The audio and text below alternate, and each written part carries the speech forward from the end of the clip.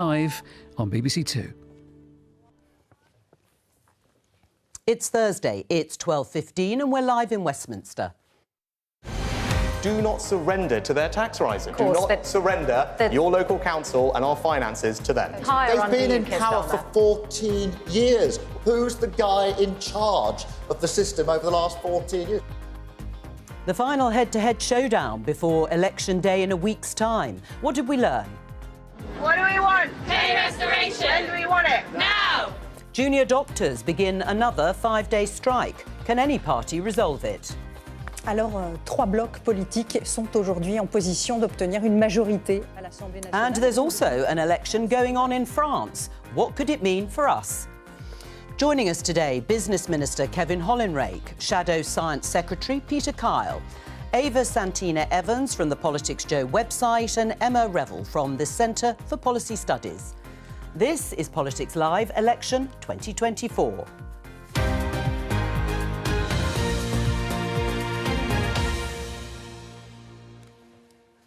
Welcome to viewers on BBC Two, BBC iPlayer and BBC News. Well, let's start with the BBC News headline. The 11th strike of junior doctor pay dispute begins. Yes, they have walked out again for 5 days, as we can see here, over pay restoration. It comes, this strike, on the hottest week of the year. Warnings from the head of NHS England, Amanda Pritchard, and leading health officials about the pressures on hospitals. Now, the timing has been criticised by both the Health Secretary and NHS bosses, who say in the middle of an election campaign, no party is in a position to negotiate. My opening question to all of you is, if Keir Starmer, starting with you, Kevin, if Keir Starmer has ruled out meeting a 35% pay restoration demand by junior doctors, would a change of government resolve anything? Well, I don't know. I had no idea what level Keir Starmer would settle this dispute. We've been clear. We've already raised salaries for junior doctors by 9% this year. I think there was a negotiation about another 3% on top of that. I think there's a fair figures. We've settled the nurses dispute and the specialist consultants at fair figures. 35%, is that fair to the taxpayer?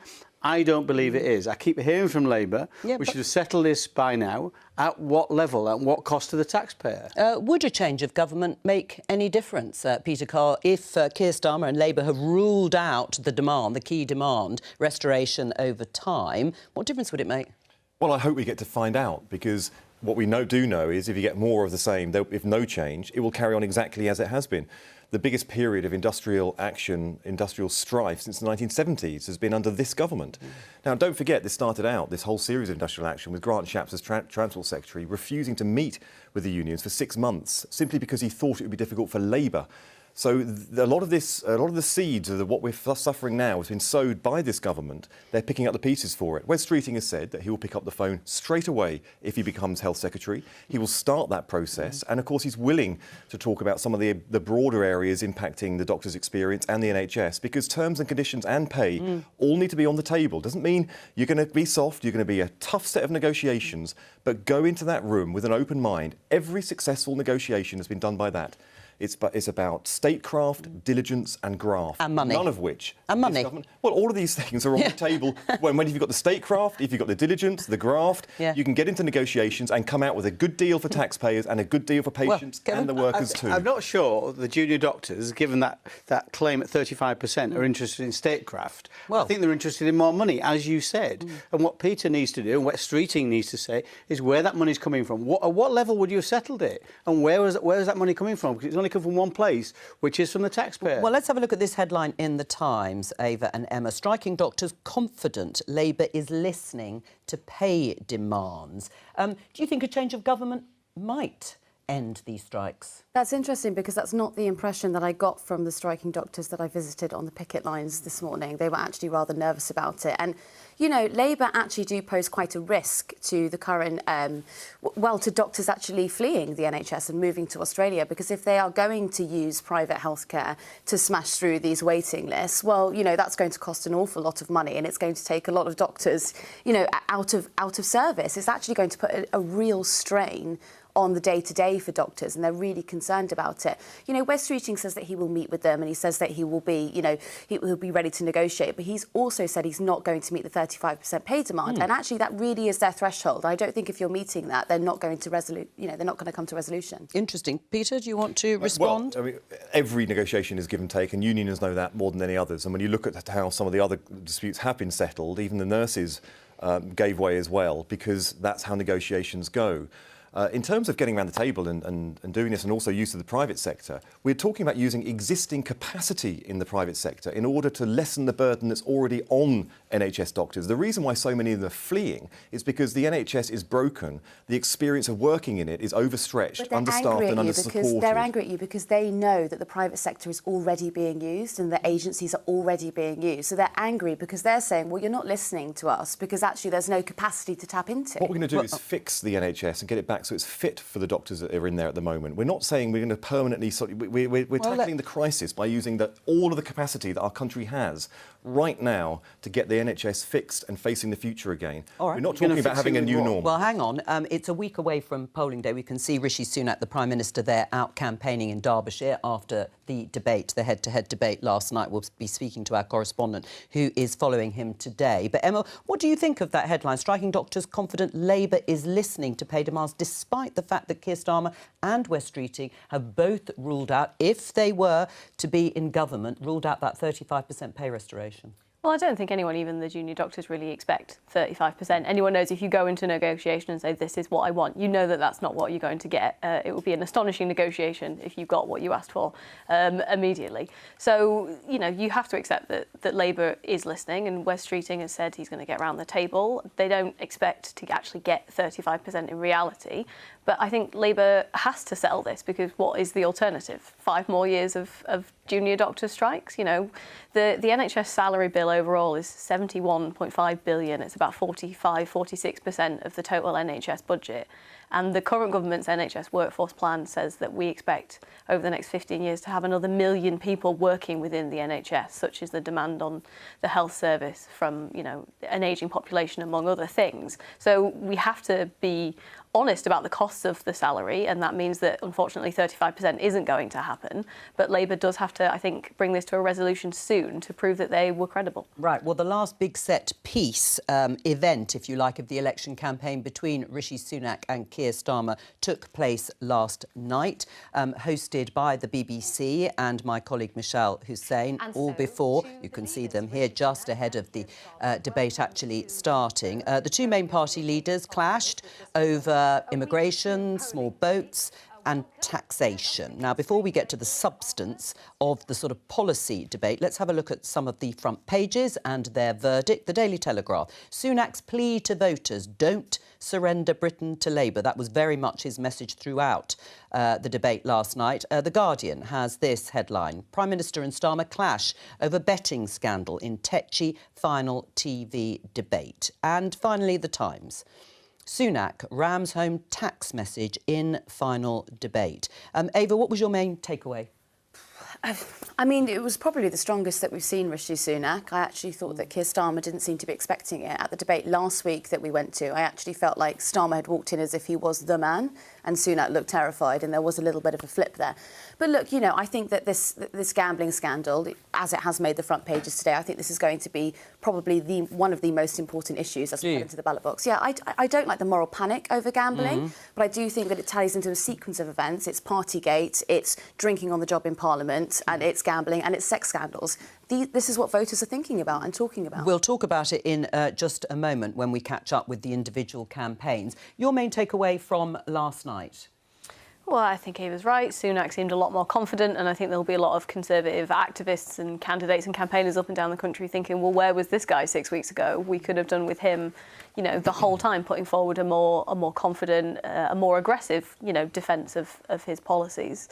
I think, though, if anyone chose to watch the football instead, that was probably the right decision. I think the public think this is dragging on, and what really do you learn about a series of head-to-head debates that you don't learn from the first one? You know, new issues come up, like the betting scandal, for example, but I think the public generally, you know, are sort of thinking, well, Sunak was more confident, Starmer seemed a little bit more nervous, but in terms of messaging, you know, nothing's really changed. Well, except, of course, there are a lot of people who've still to make up their minds, as in every election. But one of the most heated exchanges, if you were watching last night, was over the issue of small boat crossings. Now, the UK government wants to send some asylum seekers, as you'll know, unless you've been living under a rock, to Rwanda to deter people from crossing the English Channel in those boats. Rishi Sunak says if he wins the general election, the first flights for Rwanda will leave later on in July. So Keir Starmer has pledged to scrap the Rwanda scheme before it gets off the ground if Labour wins,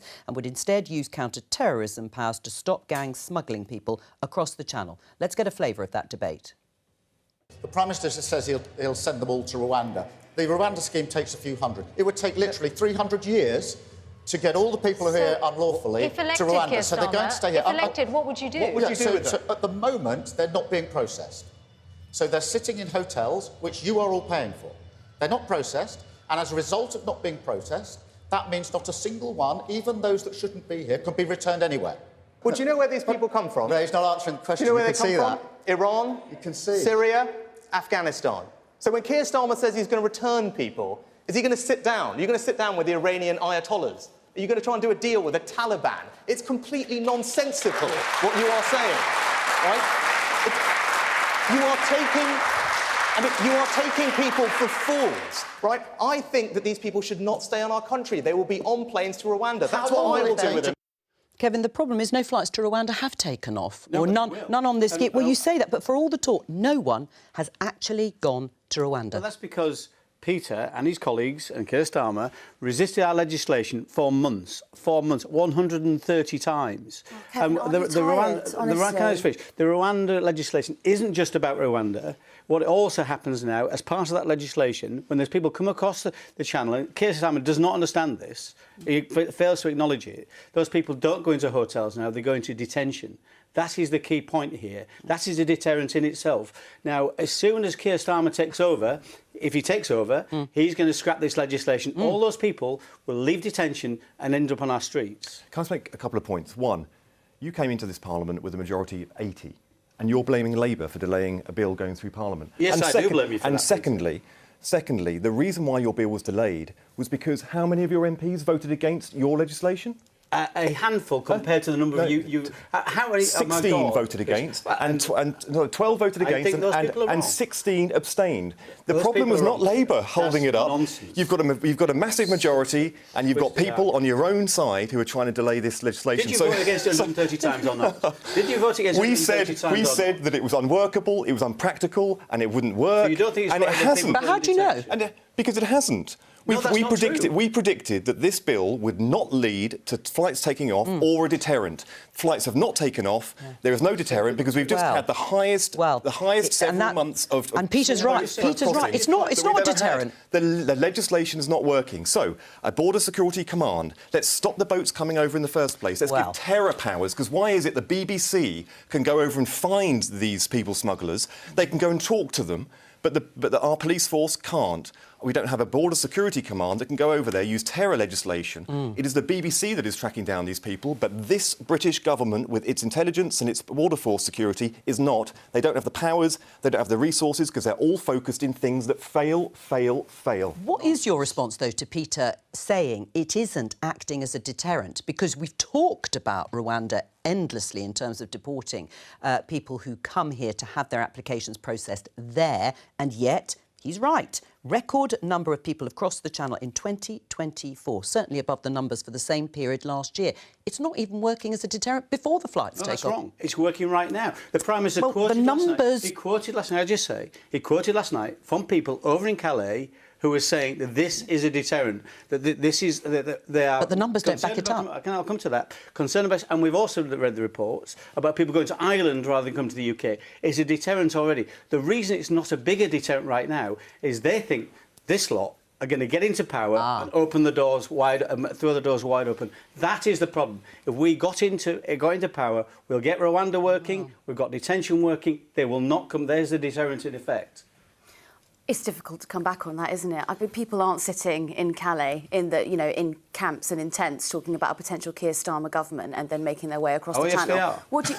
come on, Kevin. They're all looking at the latest MRP poll, are they? Well, anyway, so I went down to Wethersfield, actually, a couple of weeks ago, which is one of the large, you actually call it a holding centre, but it is a detention centre, for want of better language. And the people who are there are hundreds of men who haven't been processed yet, and they actually are free to walk across the villages there. So when you're making this argument that Keir Starmer is going to get into government and then suddenly there's going to be a lot of asylum seekers walking across the country, that is already happening. There are already people who are firstly suffering, waiting for their claims to be processed, but also free to walk around. So you can't make the argument that you're sort of in the purveyor of law and order, and then when it comes to Keir Starmer, there's going to be thousands, hundreds of thousands of migrants walking around the country. Emma? Of course, being in detention is a deterrent. Of course it is. Going to Rwanda is a deterrent. That's the change in this legislation. It's only just been affected, the legislation, because of the delays forced upon us by the opposition. That is a undeniable fact. That's not true. You know that's not true. And you've got people at the moment who are suffering catastrophic mental health issues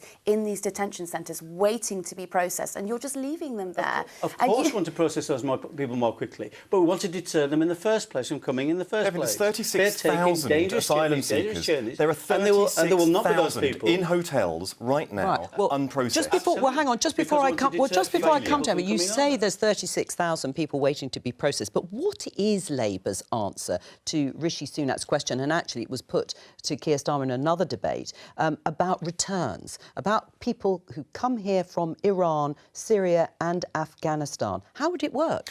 Well, the first thing is, and this is really interesting, because the whole premise of the debate so far and all the subjects has been what will Labour do to tackle this problem caused by the previous government? And there's an assumption, of course, that Labour is going to be in the position to do it. And let me just tell people, there is no Labour government unless people get out there and vote for it. So change can't happen unless people vote for it. And the answer to the question? And the answer is that Rishi Sunak's question, based on how will you fix the problem that he created, is he shouldn't have... Well, hang on. I'm not sure he created it exactly, but can you answer the question about where will those migrants go back to if you don't have a returns agreement with, as Rishi Sunak said, the Ayatollahs in Iran, the Taliban in Afghanistan and Bashar al-Assad's government in Syria? The first thing we will do is stop the small boats. In fact, we will take action against the small boats. But what will you do with those? I realise. Then we will start the process of what this government has not done, is start processing them. We don't know, because there are 36,000 people in hotels, £8 million a day, have not been processed. You're not even starting the process of getting these people processed. So we don't know yet where they are from, who has the right to be here, who needs to be deported. And until we know these answers, how can we start answering the questions specifically that you're asking? We don't know how many people need to be returned to some of these countries, but we will get in place plans for returns agreements. We will start working with EU colleagues. We will not do free movement. As I say, we don't quite know how the returns will work. But we will start to layer on the agreements. Let me just ask Emma, the overarching question, paraphrasing from last night, but it's been a theme throughout the debate, is why can't any government protect the borders? I mean, I'm not asking you why, but it's interesting. Do you listen to the two politicians here and think that will ever be answered? I think there are lots of measures that can be introduced to try and stop channel crossings. I think the idea that, either Keir Starmer's plan or Rishi Sunak's is working as a deterrent is it's clearly untrue. We had record numbers. We're tracking above 2022, which is the record year for arrivals already. And I think one of the reasons that Rishi Sunak probably wanted to have the election now is not have a summer of good weather where people were arriving in record numbers every single day. I think, as well, when people are concerned about immigration, they do differentiate between legal and illegal, because Rishi Sunak and the Conservative Party have really played into stopping the boats, not just in the election campaign, but, for many, many months and years prior to this. But actually, legal migration is dwarfing illegal migration. And if you are a voter who's concerned about pressure on, GP places, school places, infrastructure, housing, legal migration is actually where you need to be focused, because the numbers are almost 10 times as well. All right, well... Just point that. The question you put was, what are the solutions? Are there still other solutions? Look at the Labour solution. We're going to smash the gangs. It is nonsensical. You play whack-a-mole for decades. We've done it with the drug gangs. Of course we close down gangs. We've closed down 82 already. But your strategy is going to be simply about saying to people, I'm going to arrest you, often in foreign countries, often in places like Iran or other places. It's not practical, Peter. I'm sorry, it is not practical. You need yours is a counsel of despair, then. Your thing is nobody can tackle this. Everybody's willing to listen to it, but you need a deterrent. This is a deterrent. It will work. Let's talk about taxation, because Rishi Sunak and Keir Starmer also clashed over this issue, but specifically whether or not Labour will bring in what Rishi Sunak calls a retirement tax. Let's have a listen. The position on pensioners and tax, or pensions on tax, that we've set out is exactly the same. It is the position of the government at their last budget. It is their position. The Prime Minister now says, oh, I'm going to change that. I'm going to change all that. When asked where the money is coming from, his Chancellor says the money's being spent, it isn't there. That is making the same mistake again. Can I just address the IFS point, though, because I think that is really important. If you're a pensioner, you should know there is a retirement tax coming for you, capital R, capital T, if he is your Prime Minister. He can promise for the 10, first time in our 20 country's tax history, cuts. He can't tell us how are going to he's be paying tax because he won't match our triple lock plus. If I'm your Prime Minister, that won't happen, and that's what I'll deliver for you. As I say it again, do not surrender your finances to their tax rises. Kevin, the triple lock plus policy, which raises the personal allowance for pensioners by 2027, it would only save someone living solely on the state pension around £29 a year. Today, as the pension increases, of course, but as our commitment is to do that long term. So the higher the triple because you're going to keep, if you win the election, you're going to keep frozen tax thresholds, are you, beyond 2028? Well, let's see. I can't say we would definitely do that, but that's a commitment thus far, and it's important. We do raise tax to pay back some of the COVID debt we accumulated. But in terms of pensioners, and I hear this on the doorstep a lot, people do not want to see that state pension tax. We've committed to make sure that they do not get it taxed. If they don't want to see it taxed, why don't you unfreeze the tax thresholds? You're introducing a policy to offset another policy. So you're introducing a triple lock plus, as you call it, to offset your policy of freezing tax thresholds, which have led to more pensioners and others being dragged into paying tax. Yes. Because you cannot accumulate, you cannot spend £500 billion of taxpayers' money helping people through the COVID crisis. Prediction of 600,000 businesses would have gone bust. Millions of jobs have been lost had we not done that. You cannot spend that kind of taxpayers' money without getting it back. Now, what we've tried to do is get it back in the most progressive way possible. This is the most progressive way to do it. The average earner in this country now pays record lows of tax as a percentage, as a marginal rate, record in the last 50 years, because we're trying to make sure... but the overall tax... on low income. The thing is, it's got to be set against the bigger overall tax burden. You know, I'm sure viewers will hear what you've just said, but actually, the sort of honest response, Peter, is that if Labour win the government on the basis of what some have called a trap for Labour, pensioners will pay more tax. More tax that this government has introduced. And this is the thing... But you're going to continue with the tax thresholds too. There is no greater example of why the country is so desperate for change than the sight of a Prime Minister standing up and hysterically screaming and a Treasury Minister or Business Minister coming into this TV studios and campaigning against a policy that they introduced in the last year, as if, you know, this was a Labour policy. Now, what we've done is been really, really sensible. And serious, you're campaigning against your own policy. You're saying you're going to scrap it on the other side and challenging us to say whether we'll scrap it too. What the Labour Party has done all the way through this campaign is been really upfront about the challenges, the depth of those challenges that the country will face if a Labour government comes in. And pensioners will pay more tax without this triple lock plus. Therefore, we are doing everything possible to stabilise the economy, then invest in the economy and reform the economy. Yeah, but we have to be Peter, serious. I've just said to Kevin that this is a policy to offset another policy. So the more pensioners are being dragged into paying income tax or tax on whatever income, whether they're on the state pension or whether they have the state pension and other income.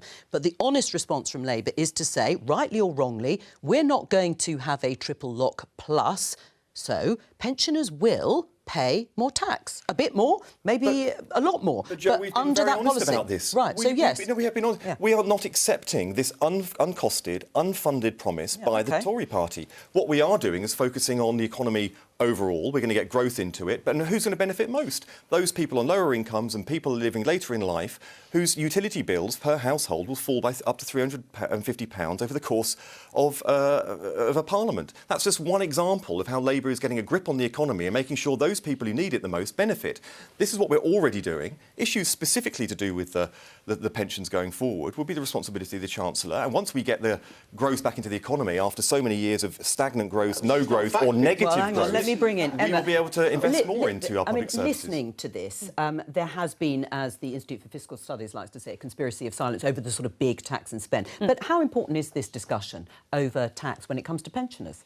Well, not just pensioners. Tax and spend is, incredibly important for everyone. Yes, but specifically on this triple lot plus. It makes sense from a Conservative Party perspective to promise something for pensioners because if you look at what is likely to be the average age of a Conservative voter in this election, it's going to be, approaching pension age, if not actually hitting it, in some worst-case scenario predictions. What we're not talking about is the fact that what is termed, I don't like the term, but geriatric spending on older people across the government as a whole, so not just pensions, but pensions, social care, age-related healthcare, is roughly about 10% of our GDP.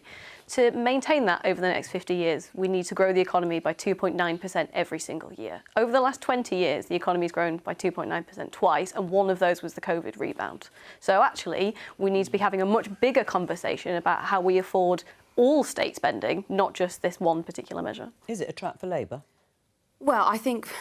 Look, where to begin with this? I'm sort of tired about talking about pensioners. I think it's so obvious that no one should be taxing the state pension. It's so blindingly obvious. I think the conversation that we're having around capital gains is also ridiculous. You've got to recoup the money somewhere. Someone like the Prime Minister, Rishi Sunak, who has a large amount of, he could actually be taxed a lot if you increase the capital gains tax. That would be a pretty good way to recoup money rather than going after old people. I'm also tired of not talking about the under-35s, who on top of already an increasing tax burden also have to pay their student loan repayments, which actually comes out as a tax. And it is a lot of money. You've got young people who are earning probably about £30,000 and they're paying a high rate of tax. They're paying the equivalent of what people on £80,000 are earning. And, it's great to talk about pensioners. I know that they're your main cohort for voters. But for goodness sake, you've got a lot of under-35s. It'd be great to talk about them at some point. We will. But before we do, let's get out on the campaign and catch up with my colleague Damien Grammaticus, who is with Labour today. What's going on?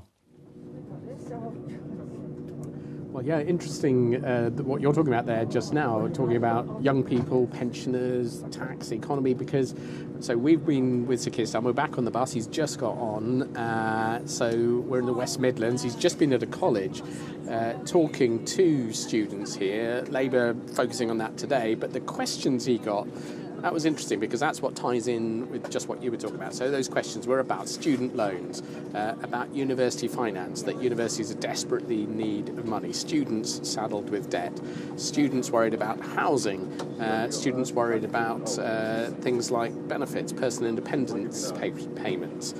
One student was on, asked Sir Keir Starmer about that, and he gave the sort of the usual answers. He said they have to make tough decisions, so therefore he's had to, on tuition fees, he's had to prioritise the NHS, much as he would like to address that. On the questions of college funding and things, he sort of pivoted that to talking about, well, if you can help colleges with their energy bills, then their costs come down and they can help students. That's not really a direct answer. That's, I think, part of the issue you're hearing about there is the problems the parties have addressing this. And actually that one student who talked to him about the PIP payments, I went to ask her at the end and said, what did you think? And she said, well, she's still worried because she feels very concerned about her future, trying to get into work, but worried about sanctions that she might face in future. Right, interesting. Just very briefly, the mood today in the Labour camp? Yes, interesting. So in the press huddle, after the event, Keir Starmer comes over and everyone gets a chance to put a few quick questions to him. And he was asked very directly about last night's debate. How did he think it went? His answer was pretty good, was his assessment. And you'd expect him to say that. But the sort of message he wanted, the takeaway he wanted from that was that he felt that he was putting a positive case and that Rishi Sunak was running a much more negative campaign. He was saying that's the position he wants to be in as the Labour leader going into the last week of the campaign. and putting a case for change. And so he feels relatively comfortable with that. Of course, he did say, and it was put to him, well, you face some pretty tough questions. And he said, well, he welcomes that because he thinks that's part of the sort of cut and thrust of things. All right. That's at least the sort of spin they want to put on it. And interestingly, that's kind of the core message I think you're going to hone in on today and in the next few days. And the sort of final run-in is that question about, this message about, this is about change, is what Labour will say. This is about getting out and voting and making a difference, and wanting to say that, they want to push be seen to be having a positive message, not a defensive one. Damien Grammaticas there on one of the Labour buses heading off. Let's catch up with Helen Catt, who is with Rishi Sunak and the Conservative campaign somewhere in Derbyshire. Helen, hello to you. What's been the mood there? So the mood this morning has been pretty buoyant among the Conservatives as they came out on this visit. We're at a manufacturer in Derbyshire. Work has started again, so you might hear a bit of banging in a second. But Rishi Sunak has been doing a Q&A with staff here, and I think there's a couple of things which were really interesting to take from it. So firstly, I think this is one of the more challenging Q&As that I have seen happen in this sort of scenario. The very first question to Rishi Sunak was about how after 14 years of government, being asked for another Conservative term, when the lady who asked it, Anne, said that everything was worse than it had been in 2010 and asked him about food bank usage. She was also asked about fixing the NHS, and the person who asked that came up with a follow-up, well, are you going to stop treating people in corridors? And the last question came from a group, actually a lady who is part of a group that the Conservatives have been targeting very hard in this election, pensioners. But Margaret was a working pensioner, and she was asking Rishi Sunak why she still had to pay tax on her earnings. Now, he talked about the Conservatives' policy on the state pension, making sure that people wouldn't have to pay a tax on their state pension, but he didn't really have an answer for that part of her question about having to be taxed on her earnings despite having paid in for so long. So it's quite interesting to see that. And the second thing I'd take from it is that he was very clearly, in his speech here, doubling down on the approach that he took in the TV debate last night, which seemed to serve him well there, very much attacking Labour, Sir Keir Starmer for saying, he's not telling you what he's going to do, talking about him going to whack up taxes. Now, that seemed to work pretty well for him in the debate last night. It may not have worked so well for him in this kind of forum. Speaking to some of the people here afterwards, they were saying to me, well, look, hang on, he's come here to talk to us. I didn't want to know what he says Labour's not going to do. I wanted to know what he's going to do for us. So it's interesting to see that strategy, which looks like the Conservatives are going to be hammering home until polling day, coming into direct contact with voters here, and maybe it not playing perhaps as well as it seemed to last night. Well, that is also interesting in terms of the approach by Rishi Sunak and the Conservatives, depending on the audience of people they are talking to and the forum, as you say. You have an update, Helen, for us on the ongoing gambling investigation. What is it? Yeah, we've had an update from the Metropolitan Police this morning to say that they have reviewed the names of people who placed bets on the date of the election, on the election timing, against a list of their officers. And they have identified 7 officers. That includes the one officer who was arrested on suspicion of misconduct in public office. And they also say that the Gambling Commission, that they are going to look at some cases. So they're saying that the Gambling Commission is going to keep taking the lead in the vast majority of cases that are being looked at. Anything that falls squarely within the Gambling Act will be run by the Gambling Commission. But the Metropolitan Police has said there will be a small number of cases where, as they put it, a broader criminal investigation by the police is required. The understanding on that is that that is where it strays beyond just the Gambling Act and may take in other offences too. Helen Catt, thank you very much there with the Conservative campaign and Rishi Sunak. Kevin, can I start with you? Because your colleague, Conservative Philip Davis, has reportedly put £8,000 on him losing his seat at the election. We can see it here, the BBC News story. Tory MP candidate bet £8,000 he would lose seat. Now, you have put yourself a bet on the election outcome nationally some time ago, but you said that betting on yourself would be wrong. So does that mean Philip Davis is wrong for his alleged bet? Well, you said reportedly. I don't know about the details behind Philip, and he should have the chance to answer any accusations against him. The Prime Minister has been very clear. If people have broken the rules, they'll be kicked out of the Conservative Party. That is very clear. That's our position, and Philip will be subject to that like anybody else. Sure, but if he had put a bet against himself, you still agree and still think what you said in that interview on Times Radio, that it would be wrong? Well, I mean, it may not have broken the rules, but it does sound to me, if somebody does something that they've got direct influence over, then that I do think there are concerns around that. Right. I mean, Labour have taken action against a candidate, again, too quickly in terms of finding out whether or not any rules have been broken. No, this is the kind of decisive nature of Keir. You know, if somebody is under investigation, join an election, but also, you know, a public servant, and it is possible that they have committed an offence of this nature, then they shouldn't be representing our party, particularly at this particular moment in time. Kevin says it's perfectly clear, but it certainly wasn't for 2 weeks. 1/3 of an entire election campaign was spent trying to answer what on earth the Prime Minister was trying to do, how it takes him so long to make a decision, how he displays his weakness so profoundly in the middle of a general election campaign is quite beyond me. Why didn't Keir Starmer suspend Angela Rayner when she was being investigated by the police about whether she paid capital gains tax or not? She said she didn't do it. These are people who demonstrably have something to answer. No, you said investigation. You said if somebody was under investigation, they should be suspended. Have something to answer.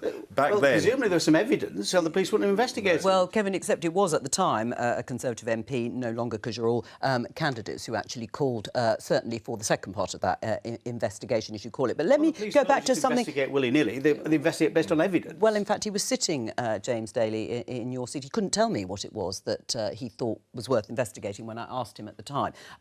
You said you don't like the moral panic around that. Is that how the sort of Labour Party's response, is that how it looks? Well, I think... Because lots of people clearly place bets. I mean, you know, legitimately on things like election contests. And in isolation, it wouldn't be a problem if you were, you know, putting a bet on. The problem is this culture of sleaze and this culture of not seeming to take the job very seriously. I think what's unfortunate is that the last 14 years of, well, actually probably the last 3 years of Conservatives have led to there being, you know, we're going to have a written constitution because no one can seem to behave themselves. Like if you're not drinking in Downing Street during COVID, really damaging, if you're not really damaging to the world of politics, and people need to have faith in democracy. The vast majority of people on Peter's side of the political fence or mine go into politics for the right reasons. This is not everybody. It is a small minority of people. When you keep in that context, it's a lot of you. It's a small minority. We cannot underestimate how damaging Partygate was. I agree. Not just for the Conservatives, but for government at large, for politics at large. I understand and then that. you time that with the number of sexual assault allegations or sexual harassment allegations. You also, the gambling scandal. I can go on and on and on. Yes, and you'll still come to a small number of people. Politics has its faults, but the vast majority of people go into politics across the spectrum for the right reasons and doing a decent job. If we make out that every politician's on the take, self-serving, incompetent, then those are the only people who ever stand for politics. It's completely wrong. Your party's done nothing to reverse those allegations. But also, it's enforcing the rules that are there. The ministerial code is a good code. Priti Patel broke it. The Prime Minister didn't put any sanctions on her at all for it. So when you actually have, you know, the Home Secretary of the day breaking the ministerial code, having no sanctions whatsoever, not even a public reprimand, then that's when the codes, the rules that already exist, get swept aside. And that's when standards crash through the floor. This is one of the challenges that we will have if we win, if people do choose change. Well, let's talk about the French elections in the final minutes of the programme, because President Macron of France astounded the country by calling a snap election in reaction to his defeat by the far right at the elections to the European Parliament. And the first round of those snap parliamentary elections is on Sunday, the second on July the 7th. Let's join Sophie Pedder, Paris bureau chief for The Economist. Everyone talked about it being a gamble, Sophie. Is it a gamble that's paying off? Not if you look at the polls at the moment, not at all. I mean, Macron's party is trailing in a distant third place, and the front runner at the moment, and that hasn't changed during this campaign, is that Marine Le Pen's far-right national rally. So, you know, it looks extremely bad for Macron at this point, and I find it quite difficult to see how things could turn around. It is a second round of election, a two-round election, I mean, and it's important to bear that in mind, because it means he can, you know, you can sort of have tactical arrangements between candidates after the first round, whereby one or other stands down in order to try and keep the far right out. But either way, some of his deputies, his outgoing deputies, are probably going to lose seats in the first round, and a lot of the others are going to be under a lot of pressure to stand down in order for those sort of tactical arrangements to be made after voting next week. And as you say, the polls are pointing for a very poor performance by Macron's party and a very strong performance, perhaps even an outright majority for Marine Le Pen's party, the National Rally. Who are the main candidates to be Prime Minister? Well, for Marine Le Pen's party, it's a 28-year-old called Jordan Bardella, who has been holding the presidency of the party for the last couple of years. He's very much a sort of protege of hers. He has worked his way up through politics. He's never held a job outside politics. He dropped out of university to go straight into politics and be a local councillor. He's her candidate, absolutely. She's clear about that. Gabriel Attal for Macron is the centrist candidate. He's the outgoing prime minister, currently still serving until there's a handover. And he is also very young. He's 35 years old. He's very much a sort of a mini-me almost of Macron, centrist, sort of young Parisian type of moderate from Macron's party. And then on the right, on the left, we have this left-wing alliance, which is an extraordinary sort of collection of parties that reaches from the sort of French equivalent of the Corbynist left to the moderate socialist, sort of more Blairite left, I suppose, is the way of thinking of it. And they can't agree on a candidate. So, I mean, we are completely unclear. That's why they've been putting up different candidates for the party in the debates we've been having. We had one on Tuesday and we've got another this evening. All right, we were just looking at pictures there of Manuel Bompard, who may be one of their candidates. What would the implications be, Sophie, of a new government in France for the UK, given the ongoing debate over channel crossings and the fact that there will be a review of the trade and cooperation agreement between the UK and the EU in a year's time? Well, I think the main change would be if there really is a hard right, far right government under this guy, Jordan Bardella. I mean, there is very little mention of this. You should know that. I mean, there's almost no mention of the UK at all in this election, nor of Brexit, nor of channel crossings or anything. But I think one can safely say that the far right party is going to do absolutely everything it can to make sure that it stops migrants coming into France and it gets rid of migrants as soon as they get here. So I should imagine that would be extremely complicated for the British government because they will not want camps on the northern French coast and they won't want to make that any easier for the UK. As for the renegotiations, I mean, the Marine Le Pen's party is just a sort of Eurosceptic party that doesn't quite use that term anymore, but it would also be a really difficult partner, I think, for the UK in any form of negotiations at EU level, even though those are supposed to take place at Brussels. The French view obviously counts for a lot in that.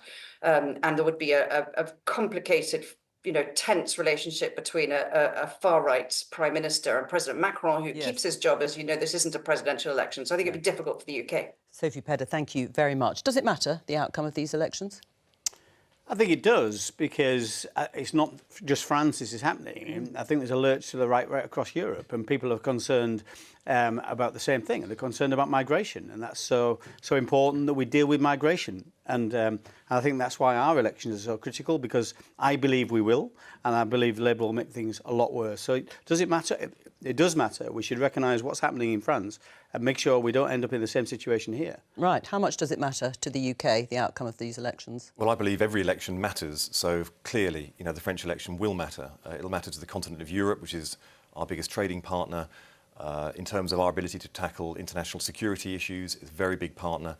So, of course, we'll be watching very closely. If there is a Labour government and the country chooses change next week, then, of course, we'll respect the views of the French people and their choice of government, and we'll find ways to work and cooperate. And that's the same is true for our other global partners. Right. Our interests are, paramount here, and tackling the issues which are global issues. We know that China is in competition for the way that we actually conduct ourselves as a group of nations. So we need to make sure that we find ways to strengthen these relationships with our national security and trade, and also the cultural links as well, and not let them fracture. We only have a few seconds left. How important to you are these elections in France?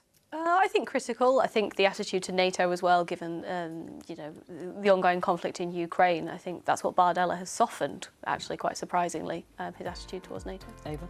Hugely, because these are the fault lines that Reform are exploiting.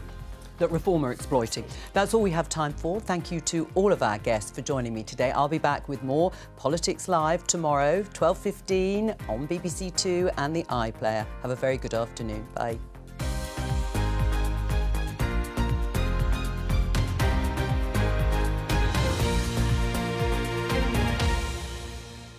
Calling all Glastonbury.